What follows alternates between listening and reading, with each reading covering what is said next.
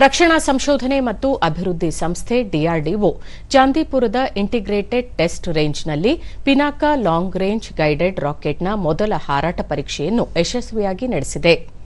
Rocket ಅನ್ನು ಅದರ ಗರಿಷ್ಠ 120 ಕಿಲೋಮೀಟರ್ ವ್ಯಾಪ್ತಿಗೆ ಪರೀಕ್ಷಿಸಲಾಗಿದ್ದು, ಇದು ಯೋಜಿಸಿದಂತೆ ಎಲ್ಲಾ ವಿಮಾನದೊಳಗಿನ ಕುಶಲತೆಗಳನ್ನು ಪ್ರದರ್ಶಿಸಿದೆ.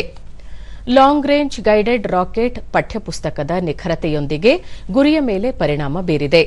ಎಲ್ಲಾ ನಿಯೋಜಿತ ಶ್ರೇಣಿಯ ಉಪಕರಣಗಳು ಅದರ ಪಥದುದ್ದಕ್ಕೂ ಹಾರಾಟವನ್ನು ಪತ್ತೆ ಹಚ್ಚಿವೆ ಎಂದು ಸಚಿವಾಲಯ ತಿಳಿಸಿದೆ. ಈ ರಾಕೆಟ್ ಅನ್ನು ರಕ್ಷಣಾ ಸಂಶೋಧನೆ ಮತ್ತು ಅಭಿವೃದ್ಧಿ ಪ್ರಯೋಗಾಲಯ ಮತ್ತು ಸಂಶೋಧನಾ ಕೇಂದ್ರ ಇಮಾರತ್ ಬೆಂಬಲದೊಂದಿಗೆ ಹೈ ಎನರ್ಜಿ ಮೆಟೀರಿಯಲ್ಸ್ ರಿಸರ್ಚ್ ಲ್ಯಾಬೊರೇಟರಿಯ ಸಹಯೋಗದೊಂದಿಗೆ ಶಸ್ತ್ರಾಸ್ತ್ರ ಸಂಶೋಧನೆ ಮತ್ತು ಅಭಿವೃದ್ಧಿ ಸಂಸ್ಥೆ ವಿನ್ಯಾಸಗೊಳಿಸಿದೆ. 1 now 1 2 launched